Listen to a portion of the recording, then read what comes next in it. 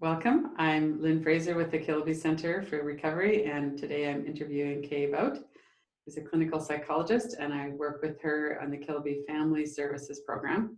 So Kay, would you like to introduce yourself and let us know in particular your experience as it relates to addiction? I know that you work with family businesses and a lot of the work that you do there relates to addiction, as well as, of course, with the families that have people at the Kiloby Center. I've been a psychologist for about 22 years and worked with families of family business for a large amount of that time. And when Scott opened the Kiloby Center in 2014, I worked there for a bit as a facilitator and a psychologist. And then we were asked to start the family program, which is online, and working with families of people who are at the center. And so it was a natural extension of my work with family businesses. And over my history of time working with families and business together, addiction was a very common theme. It's something like 90% of those involved in family businesses have some sort of addiction in their family. And it so happens that the principles of healthy families apply, whether it's for addiction or whether it's working together as a family. It's really all the same work. So work about boundaries, work about developing yourself and individuation. It's all one and the same. It's all the same idea, family systems, and how do you be healthy. How did you start working with families in business? I started through the University of Illinois. They found me, I still don't know how, and did an executive retreat for their board back in, I think, 2000. And then from that was a group of business owners that were on the board of the Family Council, which was a training center for families in business together, because there's really a lot to it with succession in all areas, in law, in accounting, in the family dynamics. And so the family dynamics are important because no matter what kind of great plan you put together, families don't follow it because of the emotional tone or the family dynamics. So they might spend $50,000 on an estate plan and never implement it because their wife doesn't like it, or their daughter-in-law is left out, or some emotional reason. And so when you're working with those families and families in business, and then you started working with the families of the people who are at the Kiloby Center, what were some of the differences and some of the things that were the same that you noticed as you started working with that new population? Well, the family dynamics are a lot the same. It's about over and under functioning. It's about enabling. It's about reaching one's potential and finding one's passion, which is really so important after treatment. A lot of times, especially the young people that are in treatment, have never really launched. They started using maybe in high school or college, so they've never found themselves or what they want to do in the world. And so that's a real parallel to family business, where somebody might come into the business as a default rather than finding their own path. And so it's really not their passion, it's their parents, father or mother's passion. And so they're actually not self-actualizing by coming into the business.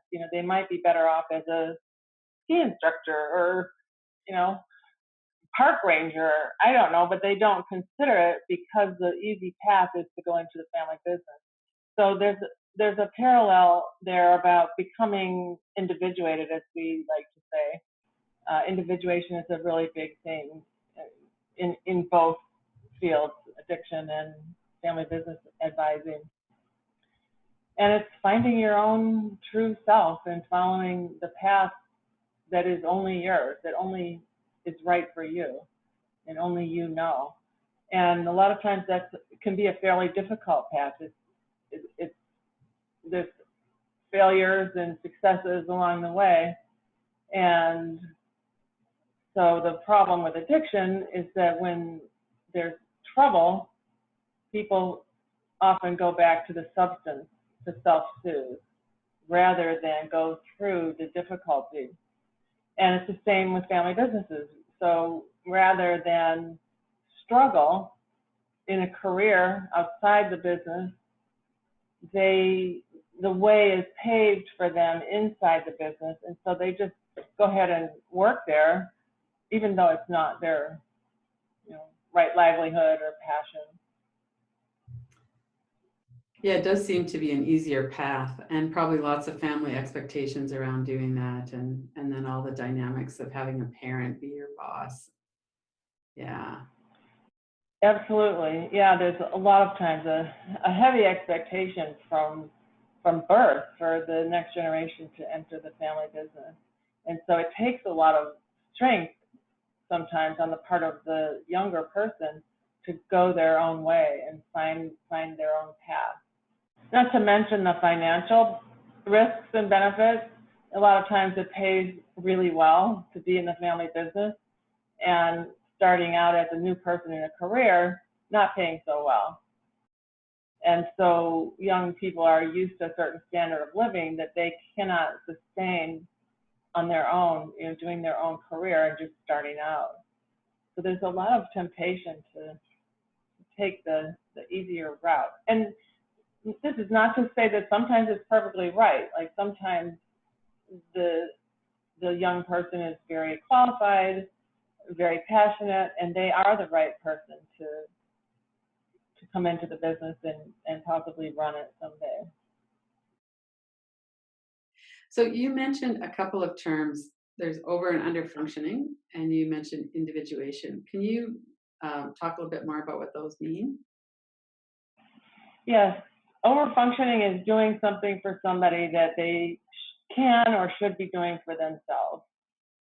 And under functioning is the person who's the beneficiary of that action. And it's actually the person who's over functioning that's keeping the dynamic going.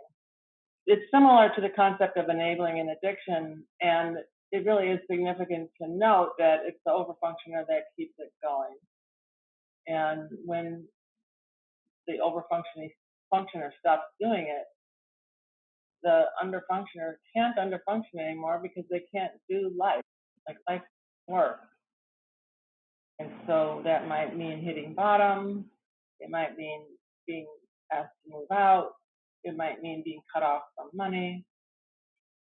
And it's very, very difficult for the overfunctioner to stop doing that, and very scary. It doesn't really make sense that someone would overfunction for somebody. So what's behind that? What's underneath someone doing something for a grown child, for instance, that they don't need to have done for them? Well, I will have to go into the drama triangle, I think, to explain that. So the drama triangle is victim, persecutor, and rescuer, and skating around those roles. And that is largely how everyone is relating at this time in our evolution.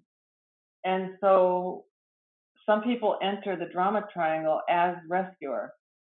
So that's their role. That's what they get off on, and looking for a victim whom they can serve.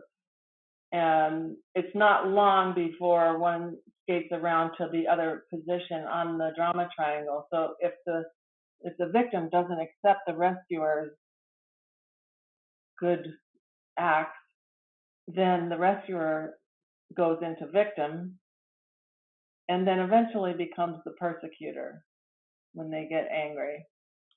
And they end up, everybody skates around it.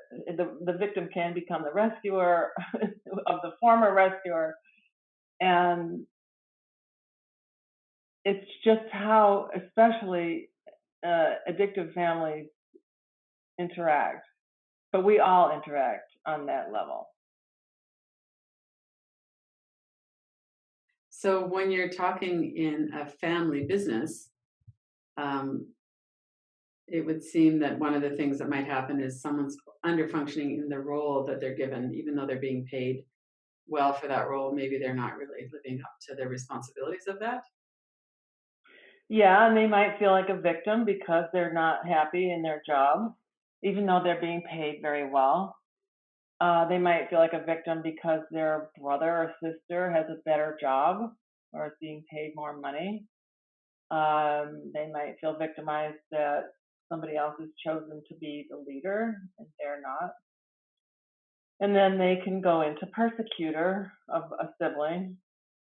And the parent, often the mom, the CEO, the chief emotional officer, comes in as rescuer and is Ah, sort of mediating this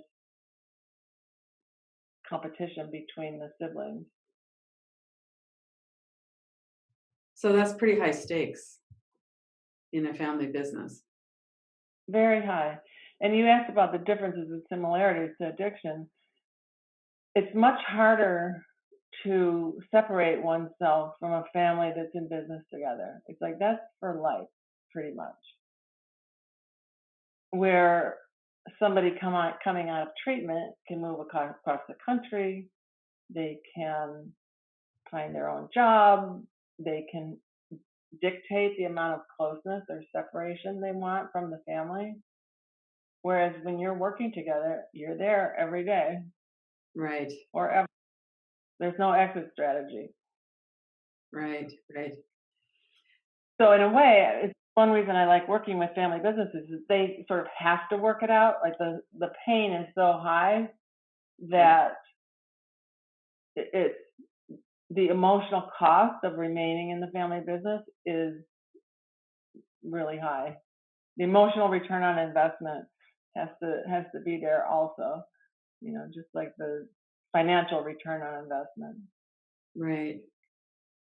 So, what do you think about the connection with wealth and addiction? We hear a lot about people who seem to have these amazing lives. They're very blessed, and yet they're addicted to really hardcore substances.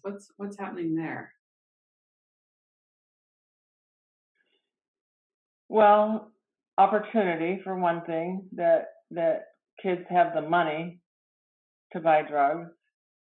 And I also think it has a lot to do with not having to find oneself and find one's path, and also not having to struggle growing up. That somebody comes along with money or with influence to get the kids out of trouble. And often there's no consequence, or the consequences go away to say like a DUI or any sort of trouble with the law or trouble with school. Like they often don't feel the consequences of their actions and can get pretty arrogant about what they do. It's like Freud said, the back in those days, the peak of mental health was to be able to love and to work. And Um, so if you are not able to work, especially working in your passion, in your chosen field, it's a really big part of life that's not satisfying.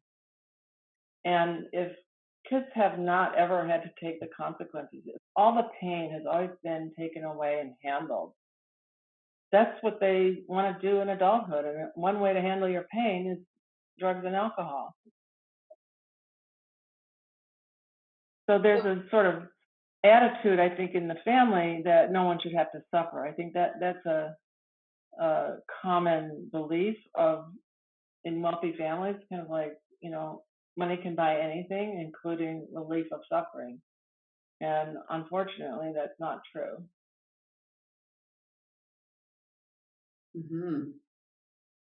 And it's actually in the suffering that makes us stronger. We're stronger in the broken places where we've gotten through something. Right. So, what could a family do to set their kids up so that they're not coming out of childhood being entitled and not ever taking responsibility?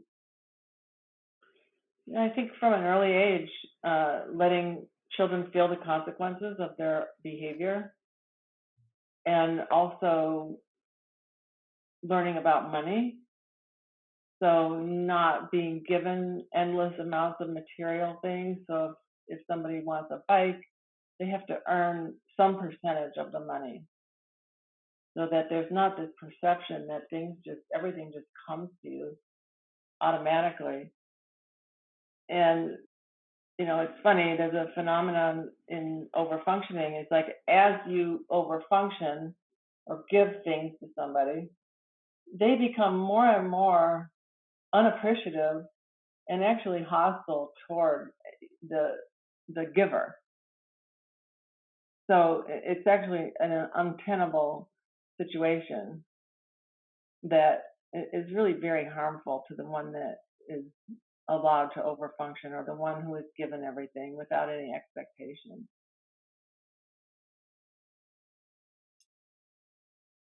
So what's under that, do you think? Like, you'd think that if you're given things, that would be a good thing, that it would clear the way and you could follow your passion, you could, but obviously it's not. It seems like it works kind of the opposite. It does.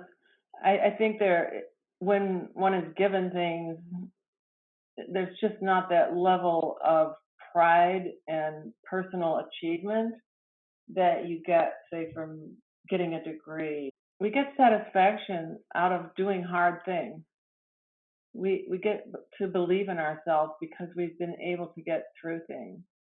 And when everything is made easy and when things are given to us, we never build that self-esteem or self-confidence that we can actually get through something, that we have the strength to prevail, that we can stick with something.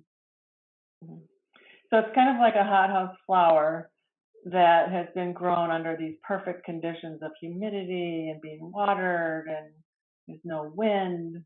And if you take that flower and put it outside, it's not going to survive very long, because life just isn't like that. Life is difficult. And you have to have had some years of being able to deal with hardship and feeling the feelings that come with that, feelings of failure, feelings of sadness, feelings of grief, feelings of anger, and be able to tolerate those in yourself in order to be strong enough to meet the world as it is. Well, and then we get back to that, what you said a little while ago about there's this perception that we shouldn't have to suffer, especially amongst wealthy people. Mm-hmm. So people have all of their physical needs taken care of. They have the security of knowing that they're not going to starve. They've got a safe home, all of that. What about emotional isolation? Because isolation is such a big theme for people with addiction, isolation and trauma. Do you want to talk about that a bit? Yes.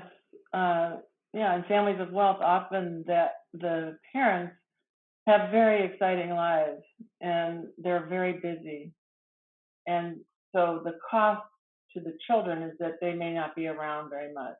And when they are around, they might be preoccupied because they're very important. And so a child might be raised in very emotionally deprivating circumstances in any economic spectrum. It might be in a less fortunate family, it might be that the parent is always working. They're working 3 jobs. But the consequence of that is that the child doesn't really have that good attachment to at least one stable figure. And then as a result of that, they're not able to self-soothe. They don't have the inner wiring to be able to deal with their own emotions, to feel them and come out the other side. So that emotions feel devastating, and abandonment might be always around the corner, and that they can't tolerate that feeling. And so they turn to other ways of self-soothing, with drugs and alcohol or other addictions.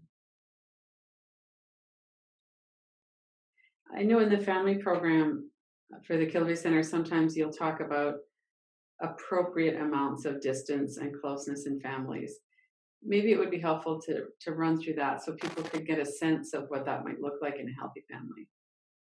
Mm-hmm. So if you had a Venn diagram, a too close family would be, for example, two people that are almost on top of each other. Like you can't barely tell the difference between one or the other. So I've seen it in family businesses. You can sort of see it in the Trump family, where the kids kind of look a lot like the father, they dress alike like the father, they think like the father. Um, there's not a lot of differentiation, and also not a lot of emotional distance. So if one person's upset, everybody's supposed to be upset and follow suit in that with the same kind of opinion. And in a too distant family, if you had those same two circles, they wouldn't even be touching. There's no overlap. So there's not a lot of emotional contact. People don't really know what others are feeling, and there's sort of an indifference to each other and a loneliness. Like I think of somebody just kind of being isolated up in their room and nobody coming to check, that they're in their own world. And both are equally harmful.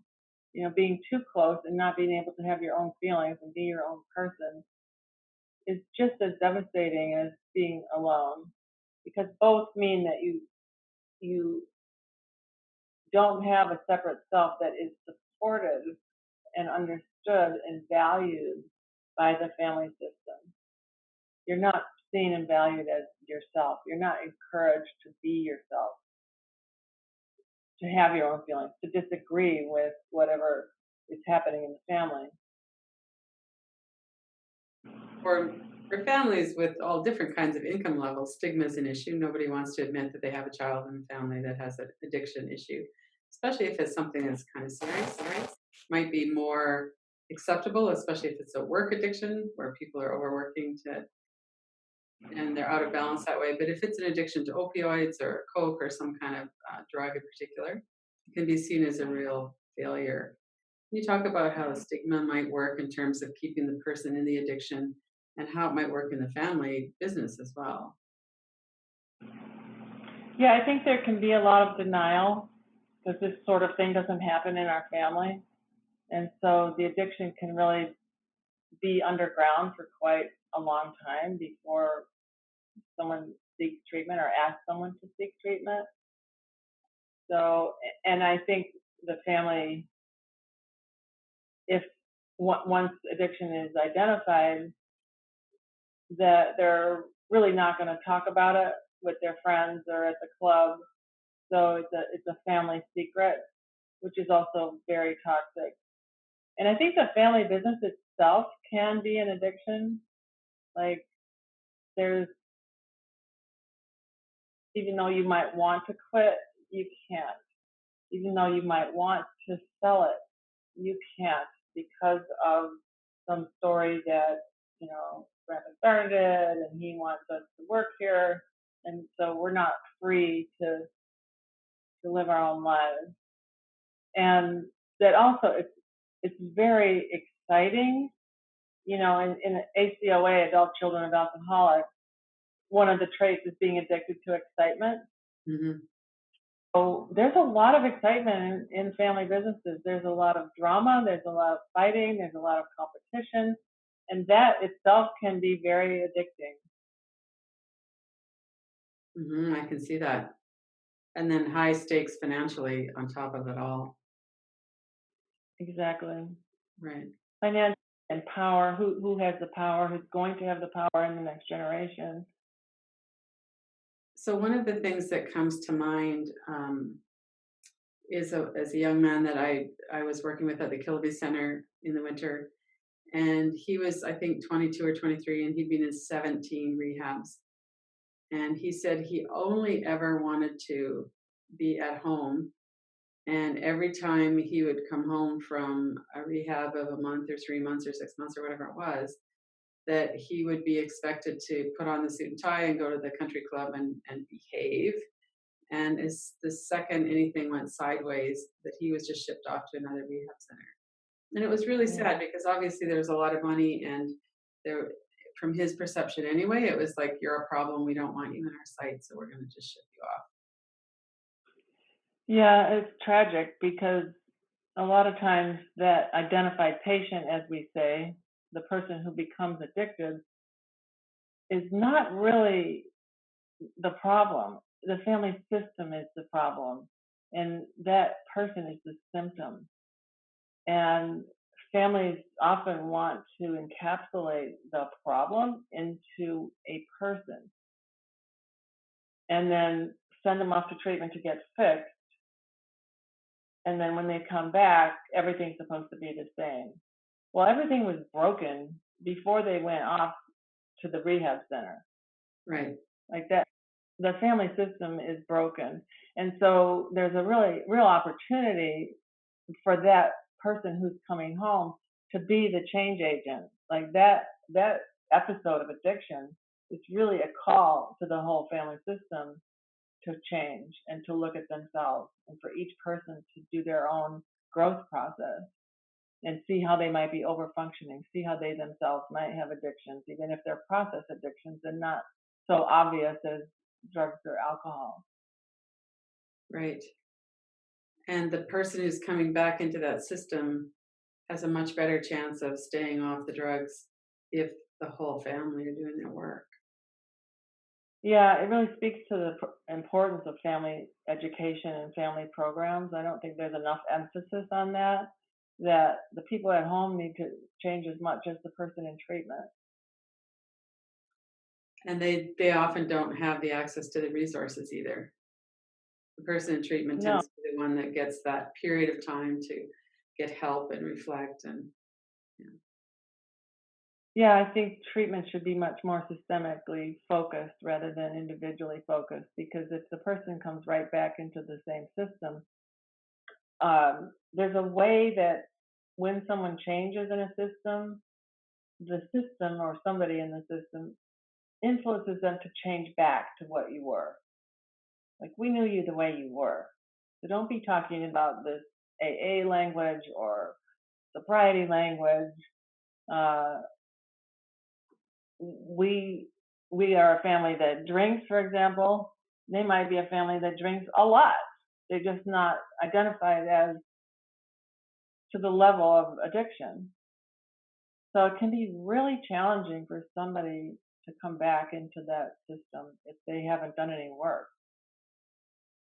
And it really contributes to relapse a lot.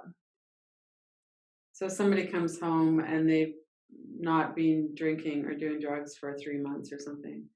And they come home and the family goes ahead with their usual patterns of drinking at every meal or whatever it is.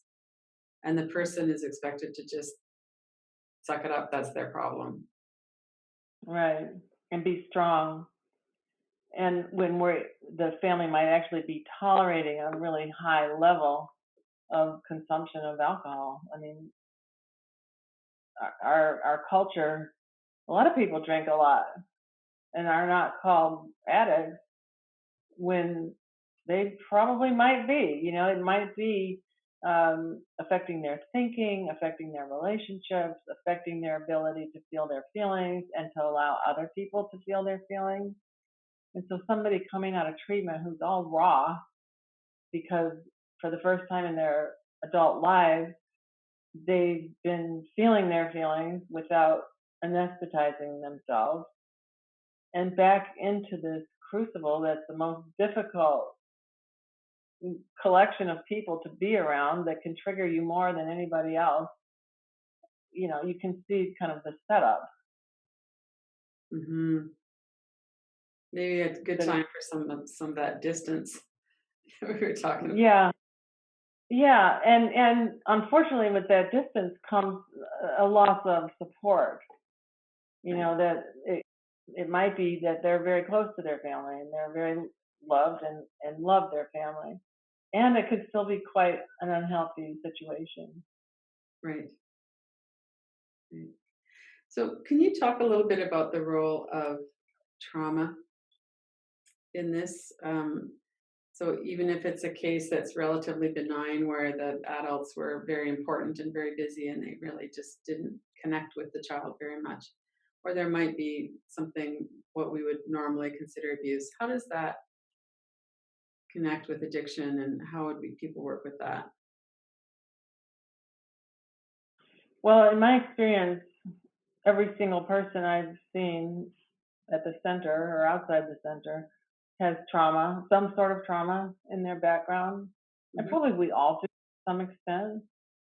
And even if that trauma is what didn't happen, which is harder to see, so what didn't happen might be warmth, it might be connection, it might be validation. And that is very traumatic to a young soul trying to figure out who they are in the world and not having that reflection from a close other. And it can actually even be a caretaker. It doesn't even have to be a parent. We need one solid, consistently there person. So just having the lack of that and or lack of warmth, lack of being valued over years is it's very traumatic to a person and leads to low self-esteem. It leads to not knowing who you are. It leads to low self-confidence that you can actually matter in the world and do things in the world. So that I would call more emotional deprivation Hmm. kind of trauma or neglect.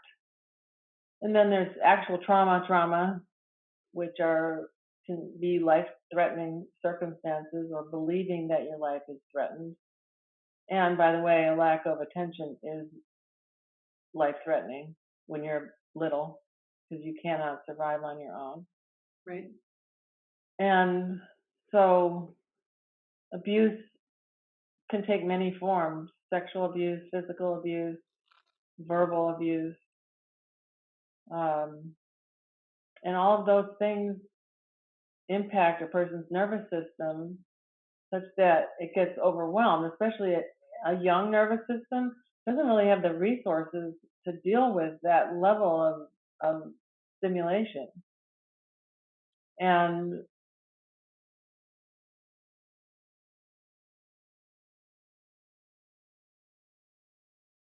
with that overwhelm, they seek to get rid of the pain, and what is often available to get rid of the pain are substances. And often, the parents might have pills around.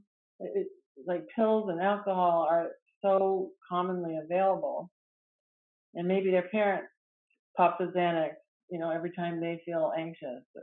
Maybe there's a role modeling going on that you need something external in order to feel okay. And so it's kind of like anything but feel the pain. Right. And the pain is significant when there's trauma. And the pain has to be relived at least once in order to be resolved. And there's many methods now to do that. In the past, I don't know, 20 years or so, a lot of methods have come out: EMDR, Scott's work, even meditation, attachment work, somatic work.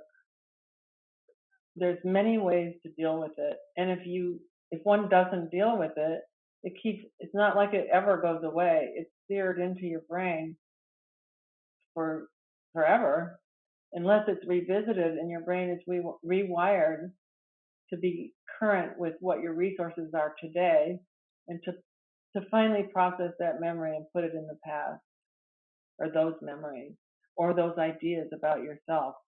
If you grow up with neglect and emotional deprivation, kids blame themselves, like, I'm just not good enough to have attention.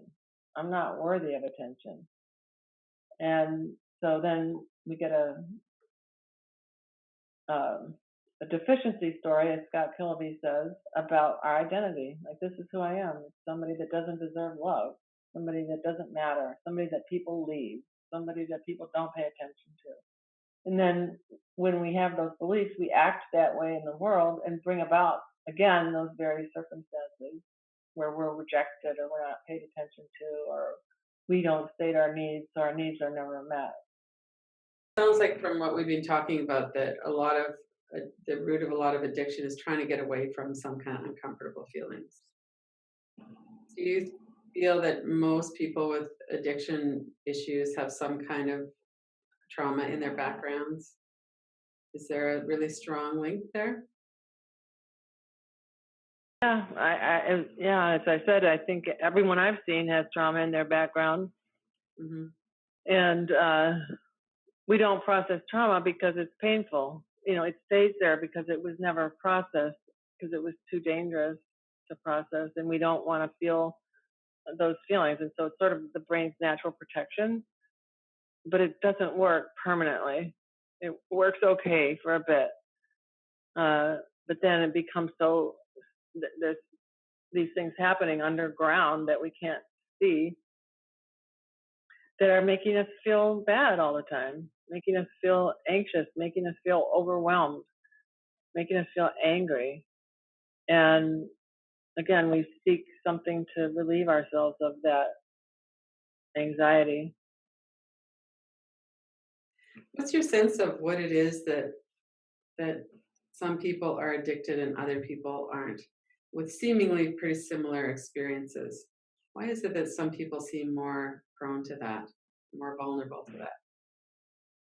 I think a really important thing is their level of differentiation.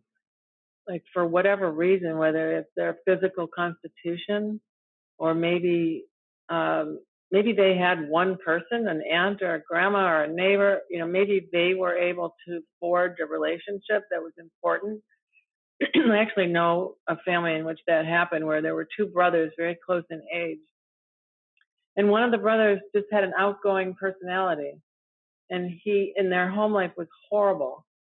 And the other brother was very shy and stayed at home all the time, where the more outgoing brother went to the neighbors and sort of had a whole different family that adopted him. He ate at their house every single night.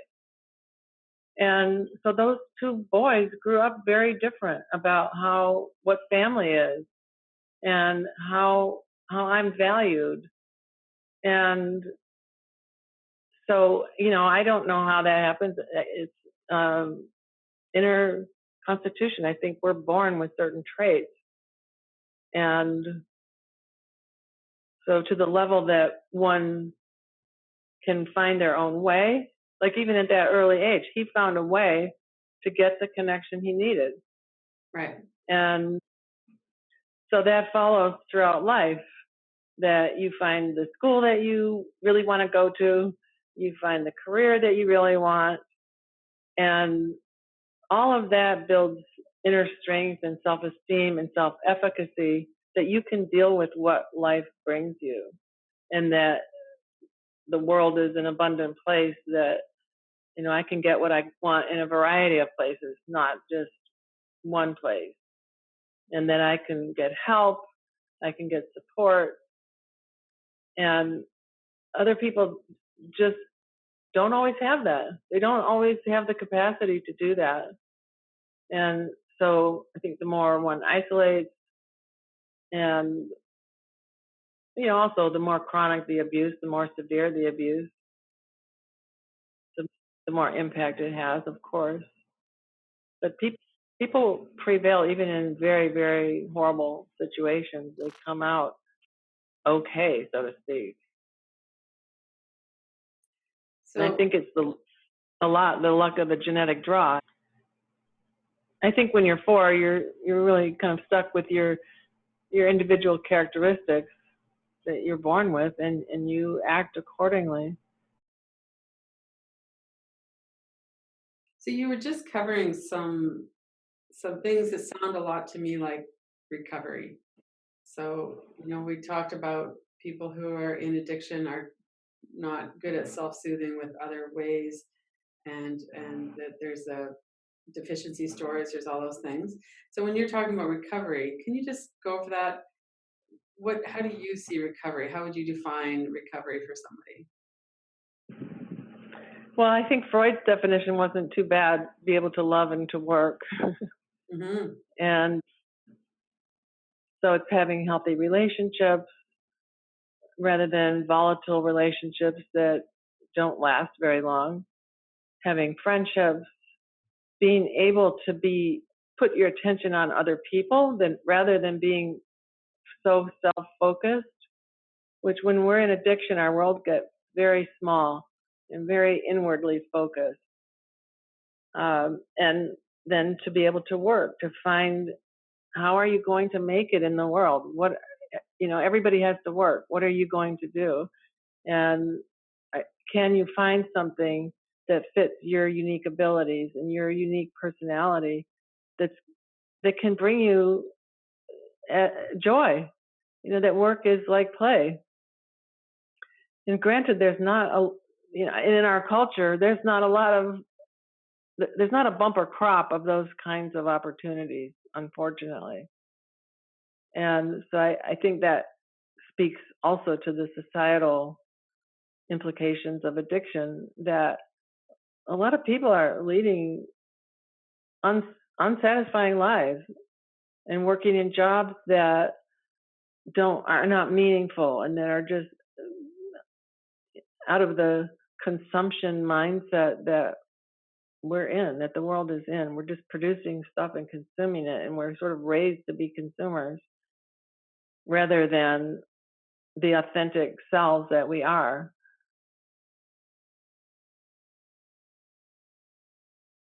So if someone is listening thinking, this sounds pretty good, I can see I'm over involved or I'm isolated, or I can see a lot of these elements, I'm not very differentiated, all of these different things. What are some key steps that someone might take, and what are some of the key strengths that they need to focus on as they're coming into recovery, or maybe they've been absent for a while but they're not really in recovery and they want to deepen that themselves? Well, I think a first very important step is to start telling the truth. And start telling the truth to yourself, start telling the truth to others, and letting the chips fall where they may. That's so important. I think denial and deception is always such a big part of addiction. And so telling the truth is a really good place to start. And when you start telling the truth, everything starts to change. And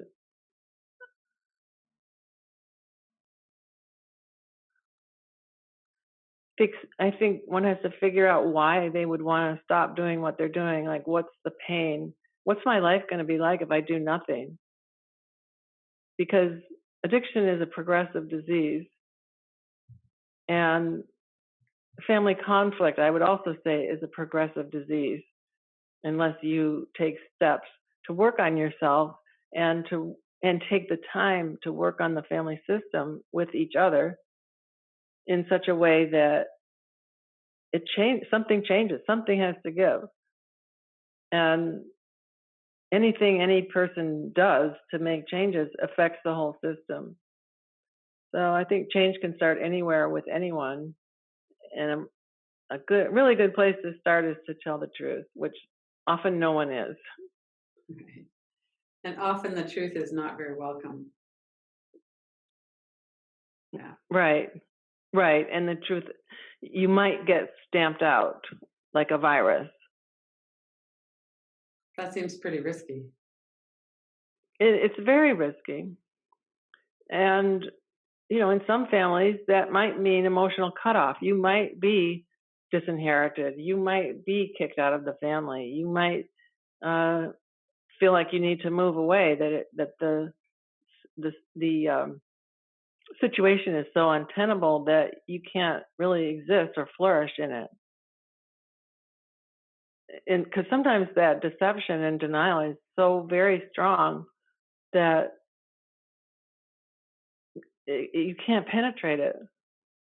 And there has to be a certain amount of readiness in everyone in order to do something different.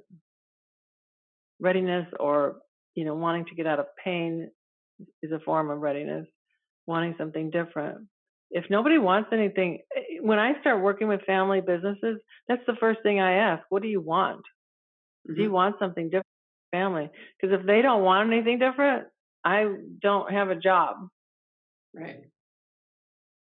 even if there's all this fighting and arguing, like there's no point in addressing that if the family doesn't have a goal for itself of some better state. And the same thing with addiction.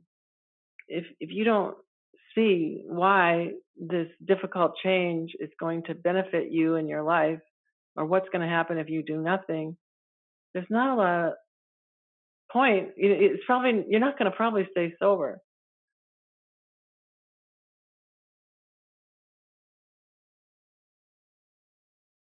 So one of the things that keeps people enabling behavior in families is fear. We're talking about fast acting addictions like the opioids, heroin, alcohol can kill people, but it tends to take longer. Um, how do we work with that? The parents are afraid that their child is going to OD and die, or a spouse, or how do people work with that? What's a good way to start to kind of get some um, to have that lesson, because the fear is what drives a lot of the dysfunctional behavior. So how do people work with the fear directly? Yeah, you're absolutely right that fear drives the overfunctioning and enabling behavior. And I think it's back to the truth. And the truth is that we're all going to die. We don't know when. And so the loved ones really coming to terms with that, with death as a possibility. Because if they don't, they won't be able to stop enabling. And it is a real thing. Like they could die, they could be homeless. And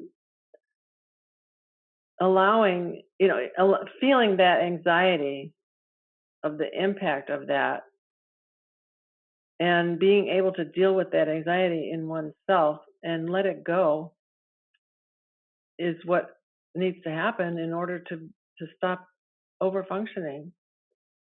And ironically, it's actually the opposite is true, is that the more you're overfunctioning, the more likely it is that they're going to keep using and more likely to die. And so it's really the opposite of what one might think, that if you stop giving money, they're going to die. If you stop giving money, they're going to be homeless. They might. And that might be the thing that they need to seek treatment. You might be making it just comfortable enough so that they can keep using. And it's probably not a life that you want to keep living. It's a very, very painful life to be living in that. And so to face that fear of what might happen if I stop doing what I'm doing, that's what has to happen, to the ultimate, to the they might die if I stop doing this.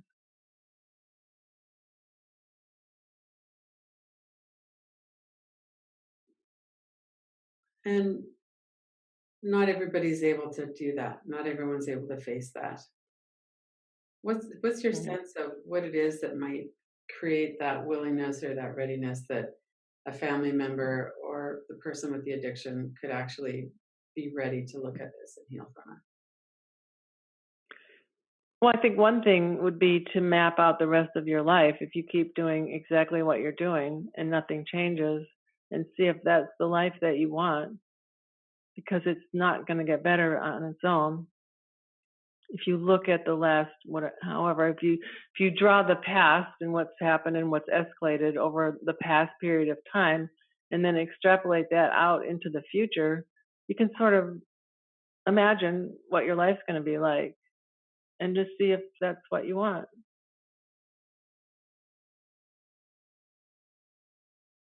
And we're getting back to the truth, Right, telling the truth.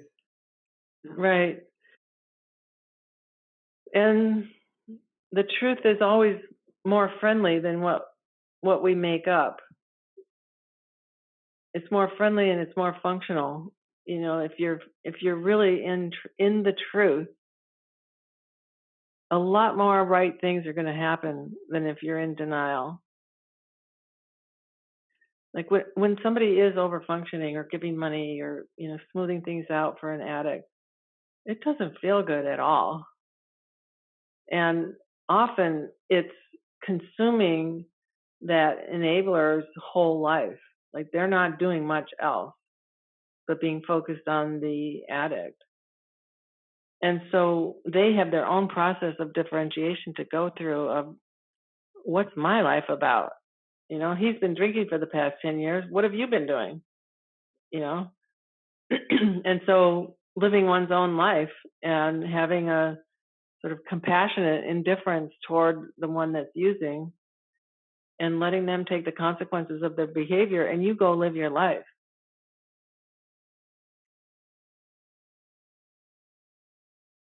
It does seem like a good solution. Because the one thing that we can't do is make someone else change in order to make us feel better or in order to help us reduce our fear. The people with addiction that I've talked to are well aware that their parents are terrified. And that knowing that isn't enough to make the difference. There has to be something else. And that anxiety that the parents feel often makes it worse for them, for the person with the addiction. They're not really accessible to that person because they're just so caught up in their own fear and anxiety and judgment and trauma. Yeah. And I think it can be really difficult for the person in treatment because when someone else is that anxious about you, then they're seeing you as sort of hopeless, a hopeless addict. Mm-hmm. And I've heard from a lot of people at the center that that's one of the most difficult things. It's like, can you just see me as me and not as this fuck up, that uses. And so parents and loved ones have their own work to do. And yes, there's probably been a lot of water under the bridge they may have been lied to, they may have been stolen from, they may have been manipulated. And so how do the people at home work on that and start to get over that and try to start from a fresh start when the person comes home? Because I've heard that a lot, especially from young people, that their parents just see them as the addict that they were, and that they've been in treatment for 30 days. The parents haven't been in treatment, so when the kid comes out, they look the same, Right. and they treat them the same. When actually a lot's happened, that they may have revised their whole identity and found some parts of themselves that weren't there before. And so it's actually so helpful when loved ones can see the person with fresh eyes. Mm-hmm. And to do that, you have to go through your own process of forgiveness and looking at your own anxiety and also working with the person who's in treatment to also track that progress and acknowledge small steps. Right. We tend to have an all or nothing attitude toward addiction. Either it's 100% successful or zero. And often it's somewhere in between. Like, even if they relapse, they got something out of treatment. So this is a quote by Eugene Genlin, who was my teacher in focusing, which is where the term felt sense came from originally. And he is a pioneer in psychology that really started using the body, using the wisdom of the body to heal, and teaching people how to access the body rather than just what he noticed was in therapy. People who just talked from their head didn't change. But people who were referencing something inside of them would find that next step, that right next step for themselves, and were touching into something way more rich than just the narrative. So this is a quote from Eugene Genlin, who died earlier this year. He says, "What is true is already so. Owning up to it doesn't make it worse. Not being open about it doesn't make it go away. And because it's true, it is what is there to be interacted with. Anything untrue isn't there to be lived. People can stand what is true, for they are already enduring it. Yeah, they're already enduring it. And then it just gets named. It gets named and it's processed. That we have a natural inclination in ourselves and a natural capacity to process what's happening to us. And given the space and the time and the attention in a certain way, that just like if your hand is cut and the body knows how to heal it, we also know how to heal our psyche under the right conditions. And Jen Winhall, who I interviewed recently and is on this summit, was quoting Jean Genlin as saying that addiction is process skipping. And so when someone chose drugs and alcohol over a process of processing their feelings and their life experience, that's what happens. And so we need to go back to what happened and process it in some manner. So for example, it doesn't even have to be verbal. So for example, TRE, trauma release exercises, where the body just shakes, similar to what an animal does after it experiences a trauma. So there's many ways to release it, and it has to be redone. We can't skip processes. So I thought that was a very interesting way to think about it. Mm-hmm. And then it makes sense that we'd have to go back and process it in a way that allows it to resolve and release instead of being stuck back in the body. Same in families who aren't processing what's actually happening. And all this stuff is going underground. People are not saying their feelings. They're not speaking their truth. They're not addressing conflict. It's really toxic. And something's going to suffer. Somebody is going to suffer. And maybe it's this identified patient that sort of absorbs all of this toxicity, and then it's seemingly just them, and that the family can sort of cut them out and send them away to be treated, and everything's going to be fine. But it's not fine because everybody created it. And so the family needs to go through their own process that they have previously skipped, and each individual in that family needs to go through their own process that they've skipped. A lot about telling the truth. Yeah, that's so important. And people, we all seem to want to have these authentic, connected lives, and we can't do that if we're not telling the truth. Yeah, if we're interacting with each other and hiding things about ourselves and hiding things about our reactions to each other, it's not really an authentic relationship. It's a relationship between ghosts. Exactly. So, Kay, when people want to get a hold of you, what is the best way for them to do that?